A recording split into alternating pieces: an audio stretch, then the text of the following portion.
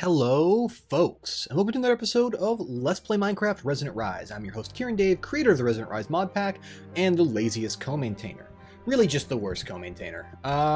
So, I have done a few things between this episode and the next, including start to build out more levels of this first tree, start to take over another tree, and as you can see, we've got a nice little kind of ladder up through the middle of the tree trunk, up higher and higher, soaring ever higher, all the way up, and there's a chunk loader here, and then another platform up there that we'll be using later today.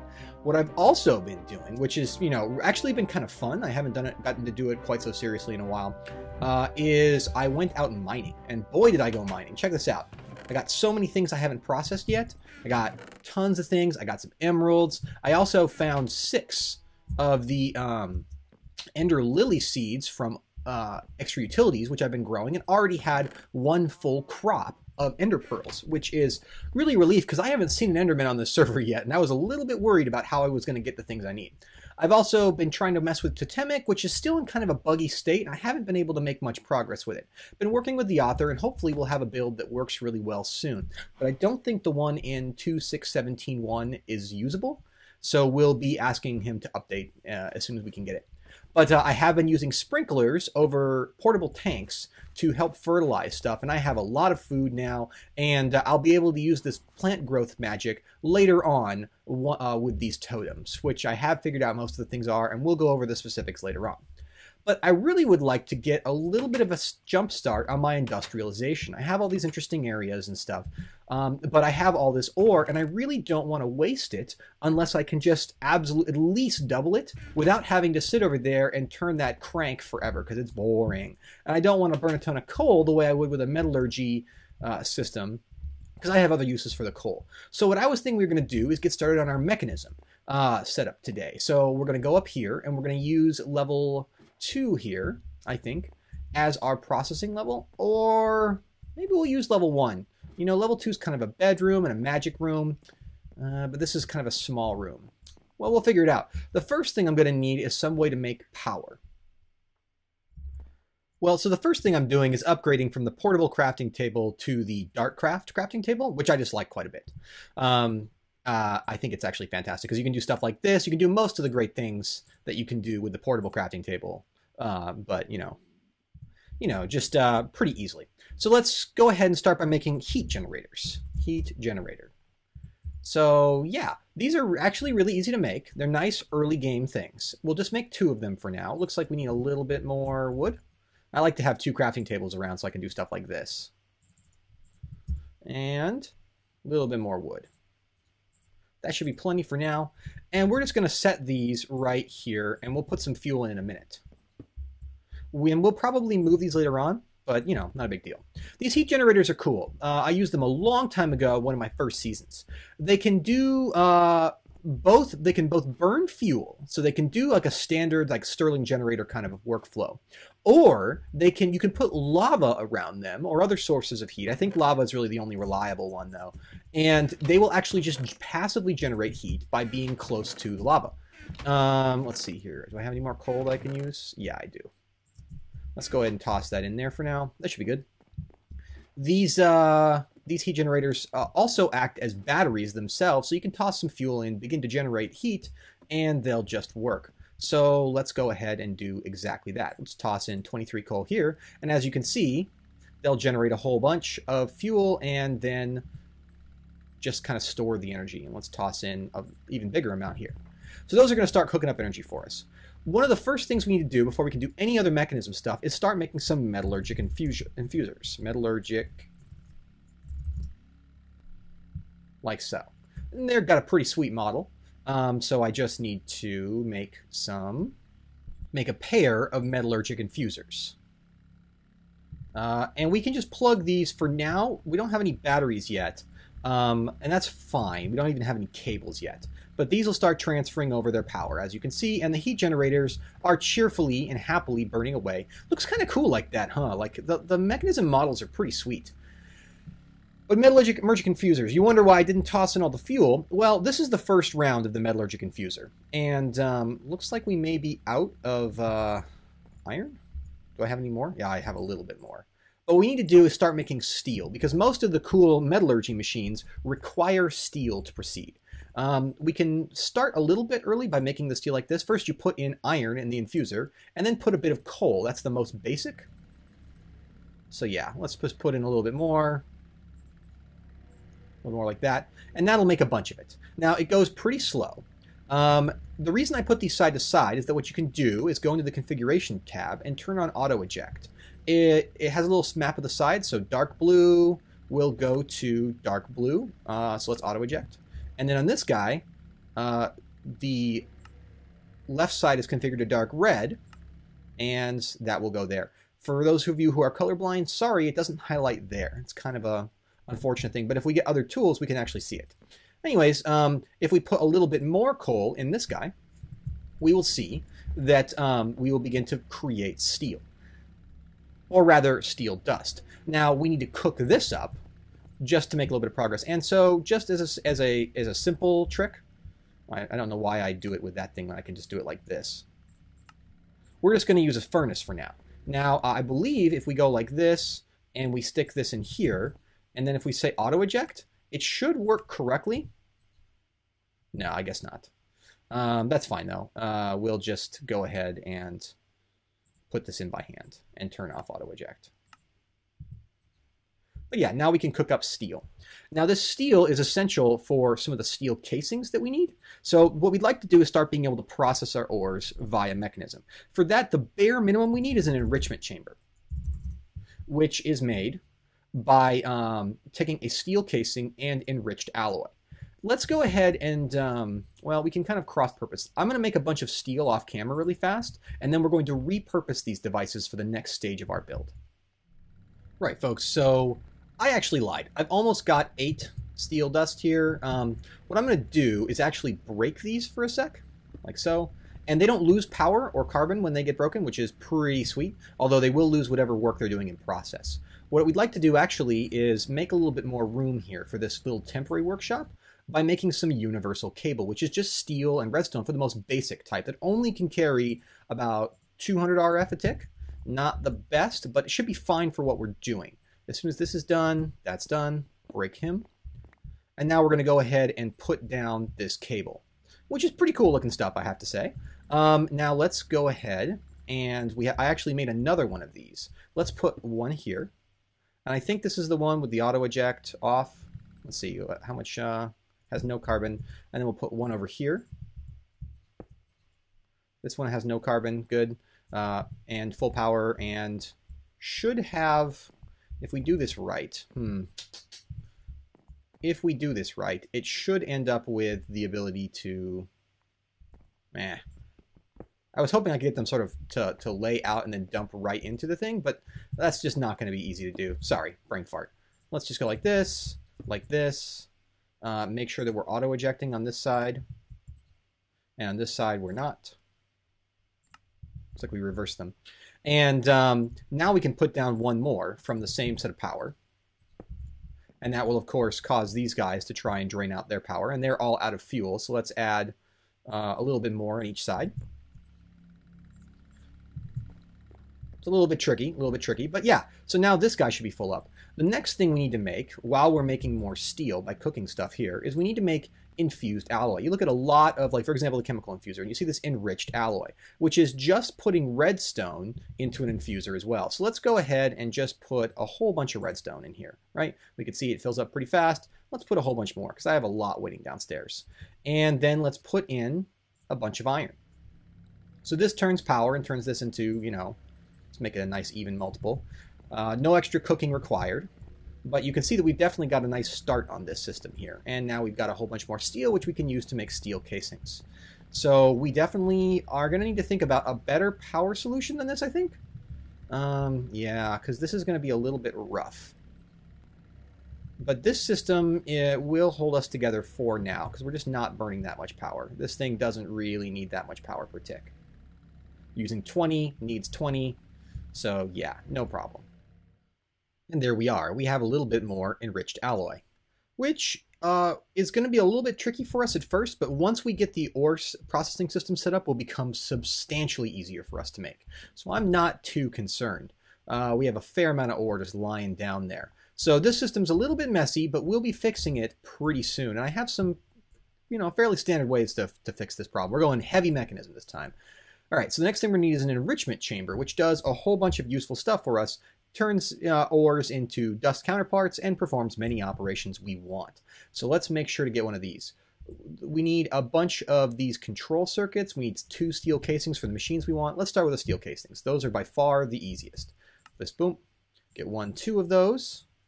And then we need some of these control circuits. We want at least 1, 2, 3, 4 of those, I think? Yeah. And then we should just be able to make this right off the bat. Missing a little bit of redstone. That's no problem. Should be easy to grab some downstairs. There we go. Enrichment chamber. So let's go ahead and, I don't know, let's just, let's get rid of this. Or just put that right there. So now we can actually, we should get powered up pretty fast. It doesn't need any special things to work. It just needs a little bit of ore, and you'll see that it will pretty promptly just take care of it. Now, we should be seeing a steady decline in our power. This needs 20 RF a tick, and we can't really move anything more than that with this cable. So we definitely need to make some superior cables soon. But 2 iron dust, no problem. We'd like to smelt that more efficiently too, so we can get an energized smelter, which will, as you can see, actually be really easy to craft. Let's go ahead and toss that right here. Any fuel left in here? There sure is, and we don't need this now that we have the mechanical equivalent. And let's just go ahead and toss, I don't know,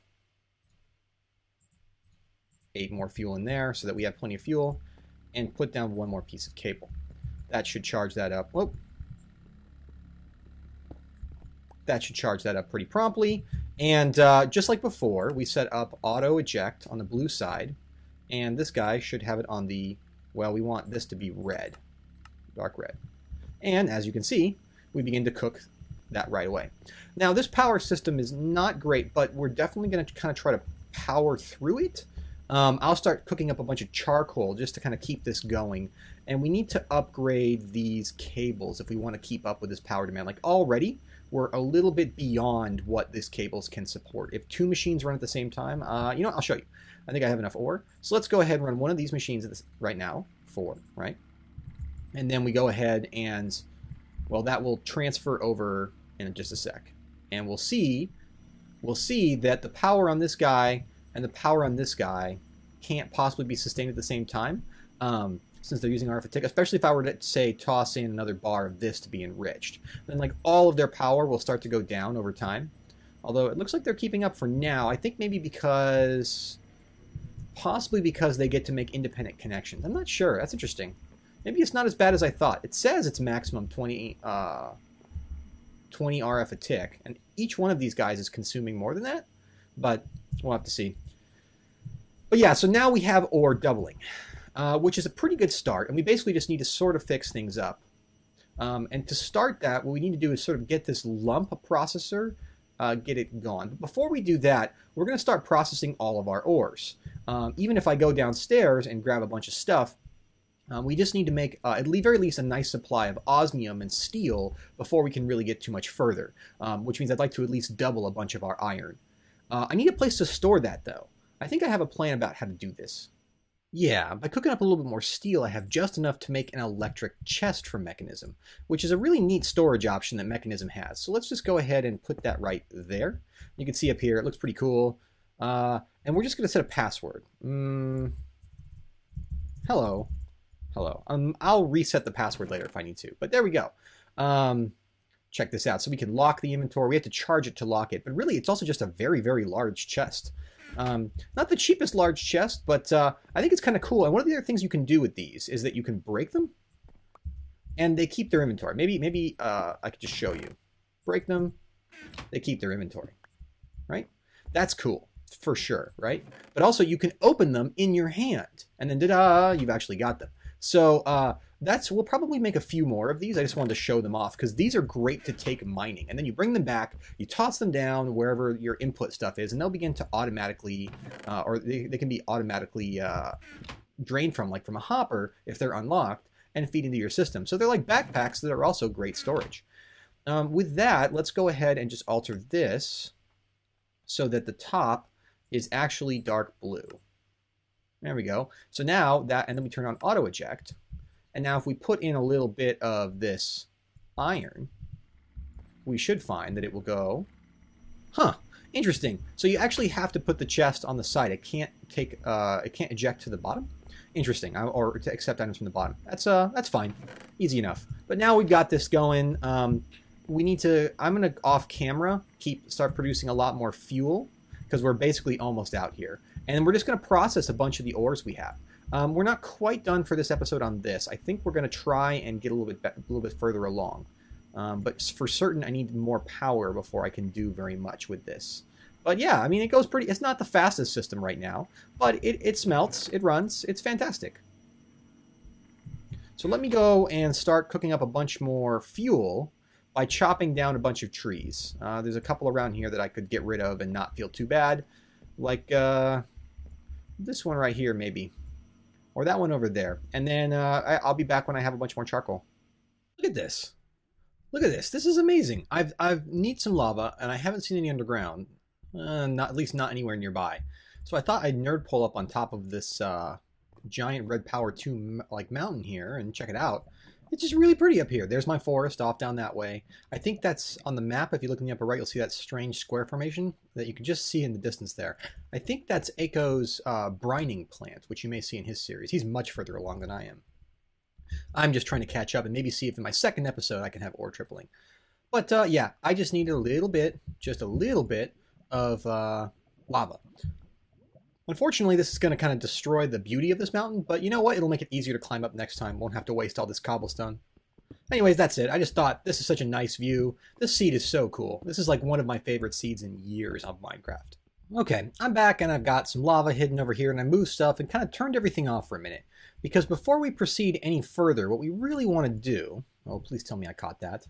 Did that really fall? Oh, I hope not. Okay. Oof. What we really need to do is kind of clean things up a little bit and get ready for the last step of what we're doing here, which is power generation. And what I'm going to do here is actually just start cutting right into the floor. And this is pretty cool that we can do it this way. Check this out. So I have made sure to leave a little bit of leaf underneath here. And we can just go ahead and plop down these cables. That should probably be a good setup for now. Now I think that we can even just go like this and like this, right? And then toss the cables right here. Now, what's really cool about these cables, and this is something that's new, and it wasn't like this when I used to play Mekanism, and this is something I'm really, really excited about the feature, actually, because it's a bigger deal than most people realize, is these are now microblocks. So if I grab a little bit of wood and go ahead and toss it in here with a saw from Project Red, here I have one, right? And let's just go ahead and make all of these into panels, right? Panels, and you know what, let's just make them covers. Really no reason not to. Maximize our return. We can go ahead and toss these down there, right? And that will just perfectly cover things up. What's more, just like most multi-block cables, if we were to go through and just make a little bit like this, we get our nice hollow oak covers. And these, if we break this here and here, actually still allow the cable to go through, but make a nice pleasing look. So we can actually embed this stuff like so. See, so they still connect. Fantastic. And now we can put our machines further down the line and have a little bit more freedom in how we lay it out, but not make this platform any more cramped than it already is. Because let's face it, it is not the biggest platform out there, for sure. So yeah, just let me go ahead and put things down the way I want them. All right, folks, so I set up a few more machines, and I set up a crusher, which we'll need later. I need it for things like charcoal dust and converting ingots and stuff like that. But we're going to go ahead and toss a little bit more fuel in here, so that we can use, well, hopefully we can do this. Take, let's say, half of this, and toss it in here. Now what this is going to do is actually refine this stuff substantially. In fact, I may make another one just for this. But what it does is it takes the regular coal and it turns it into this sort of compressed carbon stuff. And that compressed carbon stuff, normally a piece of coal is a mere 10 points, but this is 100. So it actually 10x's our coal for the purposes of production. Now what I'm actually kind of curious about is, so let's see, if we put in 1 charcoal dust, That doesn't work. Thought maybe it might. But what happens if we put in one piece of charcoal? I don't know if it has a higher fuel value, because if it is, that's amazing. Let's see. That is 1,500, right? So let's let that burn out. Now, does this do any better? No, it isn't even usable as fuel. That is fine. That is fine. It's still way better to be doing this at this 10x rate. So we're going to go ahead and fill that up. Similarly, we can actually pull this out after we got that and make a little bit of enriched redstone, which is basically the same process. And I believe 10x is the value of redstone in making our enriched alloys. One redstone is 10, and I believe this is 100. Yep, sure is. So that is definitely a good step, and lets you trade power for efficiency. Now, since we're burning so much coal, it's definitely important for us to not kind of mess around with how much coal we have. I mean, even making charcoal, it's just challenging to keep up with it. So I think that's maybe the next thing I'm going to solve is let's see if we can at least make a little bit better power solution.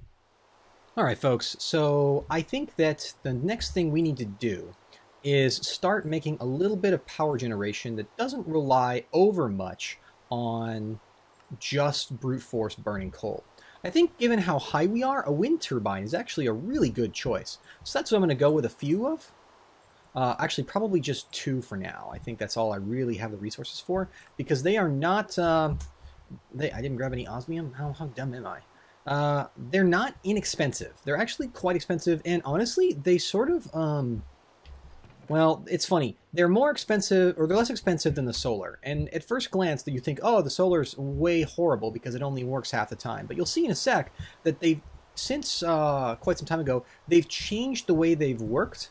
And they basically, these things just don't give the output that they used to. So let's go ahead and grab one. And I can make another one off camera in just a sec, but I thought I'd show you how this is going to work. So let's see. What side is the door? So the stuff is right here. Oh yeah, that was definitely happening. So this is the side. What we want to do is make it really easy to run power down right here. So it's the far side. So we want to have the wind turbine, I think, right here. I think we could fit one more right there. So as you can see, this thing's already powering up, and it has a maximum out that's quite a bit higher. But even at this top of this tree, it's only doing 97.5 RF per tick. That's the power output there, which is, it's important to realize that that's significantly worse than the peak output of a solar. Now, this high up, it is slightly better to use a wind turbine. If you are lower at all, right, you will find that it is actually much better to not use a wind turbine. Let's see if we can go ahead and make one more. And I think we can fit this one. That one's 2-way. That one's 2-way. I think that'll work. Yeah. And now what we can do is just punch a hole in the ground and run cables there. And I should have enough stuff to make some decent cables. All right, so as you can see, it's pretty easy. But now here's the fun part. Because they're microblocks, what we can actually do is run these all the way down and around, which I think is really neat. Now, we'll have to be a little bit careful about how we're going to place our ladders, because right now we can't get back up there very easily. But that should be a pretty easy problem to solve, because we're just going to take these things, make microblocks out of them. Let's cut down right to here, and then right to there. And then we just have to run things up like this. And then we have a bunch of this wood. So all we have to do is just saw it. I think this is pretty cool. Like when I first saw and I thought about this, I thought, oh, it's going to be really cramped, which is accurate. It's obviously kind of a very tight space to work. But I sort of enjoy, I don't know if you've noticed, I enjoy working in tight spaces because I feel like it's kind of a challenge, right? Like you're like, oh, I have to be really careful about, well, you know, I have to be really careful about how I lay things out. I have to be a little bit careful. And if I don't, it gets cramped. And I kind of even like the fact that it gets a little cramped. Yeah, so this is perfect because you see it actually mimics the existing, it mimics the, that's so cool actually. I'm really happy about that. It mimics the correct texture side, which is exactly what we want to have happen. So let's go ahead and run this up a little bit. Don't want to be editing this, no. And we just have to maintain this illusion, which should be really straightforward. Right, now I'm almost ready to cap this up. And by the way, how cool does that look going down like that? Pretty slick. I'm going to have to clip the edges there and then do the capping and then go back down again, but shouldn't be a big deal. What I do want to do, though, is make sure to have an energy buffer up here. So I think I had to connect it briefly to make 2 more of these, but I should be able to really easily afford at least a basic energy cube. Oh, I do need to have one of these though first, and now I can make a basic energy cube. Yeah, and I can upgrade this later when I get to through my backlog of materials. What we'd like to do is place this to the outputs going that way, huh? That's not exactly what I wanted. There we go. Is that right? I think so. No, that's not what I wanted either. Where? There we go. That's the output. So now this will fill up and drain as things work down there. And it can output up to 320 RF a tick, which is more than we are outputting here from these 2 things. But these guys will just kind of sit here quietly at the very top of our system, and will just do right by us. Now I think I can actually even lay a ladder, yep, on the edge there. So we can even kind of see it as we go up and through. And that will gradually fill up as energy fills up into it. And the output side is facing down, so now we don't have to burn fuel anymore. That is definitely cool. Ore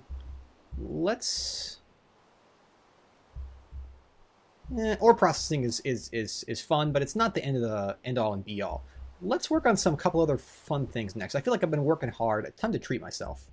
Right, folks, I look at the wrap-up time for this episode, and I saw where we are now, and I realized they're just about the same. So I think I'm going to maybe continue this in the next episode, because after all, we've gotten a lot done. We've got alloys, we've got some new machines, we've got basic ore processing. Not very good, but it's a start.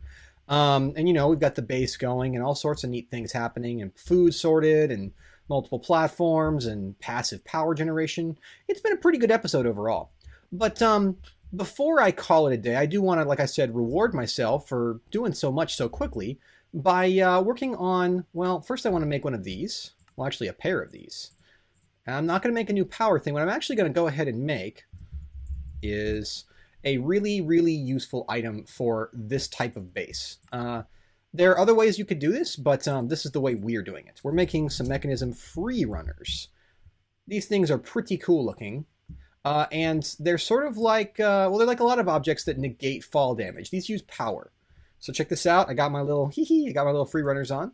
Now, of course, they won't do much without power. So let's go ahead and hook these in here for a sec and let them charge up, like so, and then put them on.